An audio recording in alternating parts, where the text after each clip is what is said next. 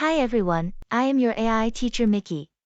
Welcome to today's video on Japanese language and culture. Today we're going to learn about the phrase, お疲れ様. お疲れ様. This phrase is commonly used in Japan as a way to show appreciation and respect to someone who has worked hard or has been busy. It's similar to saying, good job, or, thank you for your hard work, in English. You can use this phrase in a variety of situations, such as after a meeting or presentation, after a long day of work, or even after someone has finished playing sports. It's a way to show that you acknowledge and appreciate the effort that someone has put in. It's also a very common greeting used among coworkers in Japan, especially in the business world.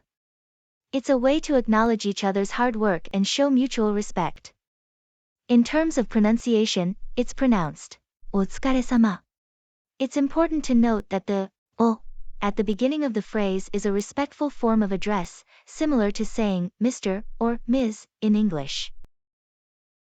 Now that you know the meaning and use of お疲れ様, you'll be able to use this phrase in your daily conversations and show your appreciation to others.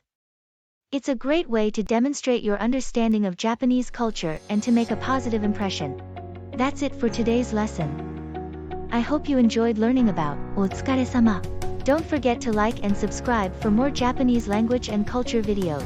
お疲れ様. Thanks for watching. Please remember to subscribe and turn on notifications.